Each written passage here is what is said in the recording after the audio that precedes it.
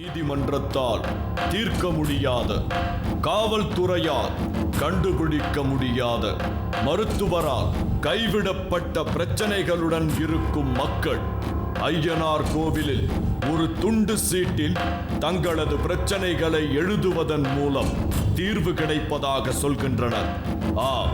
காவல் நிலையத்தில் புகார் எழுதி கொடுப்பதை போல ஒருவருடைய பிரச்சனையை துண்டு சீட்டில் எழுதி ஐயனார் சந்நிதியில் வைத்து வேண்டினால் அந்த வேண்டுதல் எதுவாக இருந்தாலும் வெறும் 7 வாரத்தில் நிறைவேறுவதாக ஒரு நம்பிக்கை இருந்து வருகின்றது.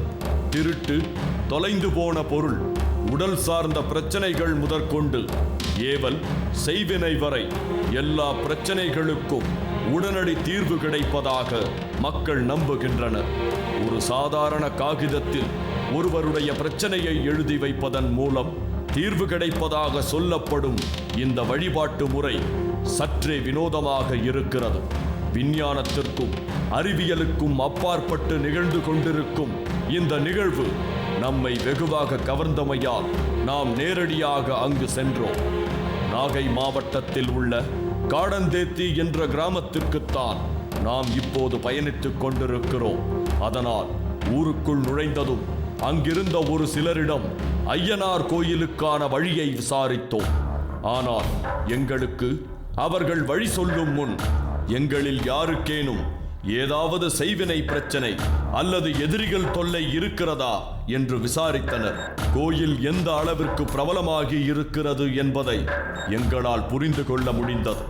நம்மிடம் பேசிய பலரும் இப்படி விசாரித்தது நமக்கு ஆச்சரியத்தை கொடுத்தது. அதனால் கோயிலுக்கு செல்லும் ஆர்வம் எங்களுக்கு மேலும் அதிகமானது. இதுதான் காடந்தேத்தி ஐயனார் கோயில். கோயிலின் தோற்றம் அதன் பழமையை உணர்த்தியது. பழங்கால கட்டிடம் என்பதால் இந்த கட்டிடங்கள் இன்னமும் அபாய கட்டத்திற்கு நகராமல் இருக்கின்றன. சில பகுதிகள் சிதலமடைந்திருப்பதை கண்டோம். இது ஒரு தொன்மை வாய்ந்த கோயிலாக இருப்பதால் இந்த கோயிலின் சக்தி அளப்பரியதாக இருக்கும் என்பதில் மாற்று கருத்து இல்லை. மக்கள் சாறை சாறையாக வருவதும் போவதுமாக இருந்தனர். ஒரு கிராமத்து கோயிலில் இவ்வளவு கூட்டத்தை பார்ப்பது அரிதான விஷயம். கோயிலின் உள்ளே செல்லும் போதே பசு, சிறுத்தை, யானை, சிங்கம் இப்படி வனவிலங்குகளின் சிலைகள் அமைக்கப்பட்டிருந்தது. இத்தனை வனவிலங்குகளின் சிலை வேறெந்த கோயிலிலும் பார்த்ததில்லை. கோயிலுக்குள் வரும் அனைத்து மக்களும் முதலில் ஐயனார் சன்னதிக்கு உள்ளே செல்லாமல் வெளியே நின்றவாறே தரிசனம் செய்தனர். கோயிலுக்கு வெளியில் விசாலமான பரப்பளவில் இருந்த குளத்தில் மக்கள் குளித்துக் கொண்டிருந்தனர். கோயில் சன்னதிக்கு முன் கம்பீரமான ஐயனார் சிலை இருந்தது. அதோடு ஒரு பெரிய குதிரை சிலையும் அமைக்கப்பட்டிருந்தது. மக்கள் பலரும் அந்த குதிரை சிலைக்கு முன்னால் வணங்கிக் கொண்டிருந்தனர்.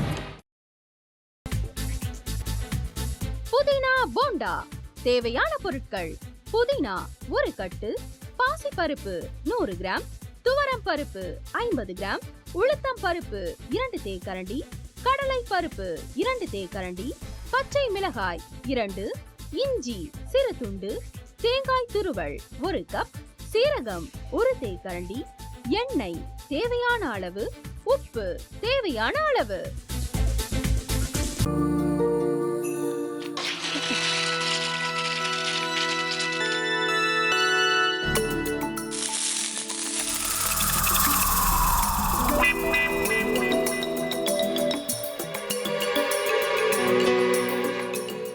இந்த ஆம்லெட் பண்றதுக்குள்ள போதும் போதும் ஆயிடுது. தவையோட ஒட்டிக்குது.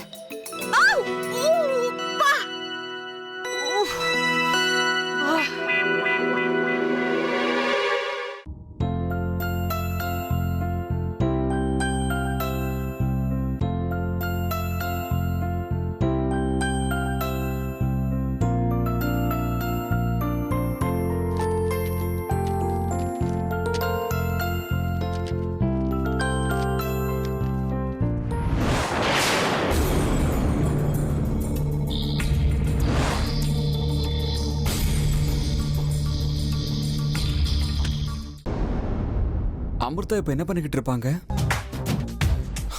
நாளைக்கு எல்லாரும் சேர்ந்து அவங்க வீட்டுல பொண்ணு கேட்கறதுக்காக போறோம். என்ன மாதிரி அவங்களும் ரொம்ப எக்ஸைட்டா இருப்பாங்களோ? அதான் ஃபோன் நம்பர் இருக்கே, ஃபோன் பண்ணி கேட்டுடலாம்.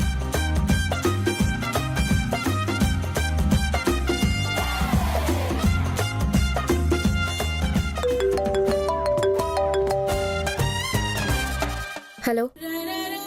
ஆஹா, தேன் மாதிரி உங்க வாய்ஸ் ரொம்ப ஸ்வீட்டா இருக்குங்க.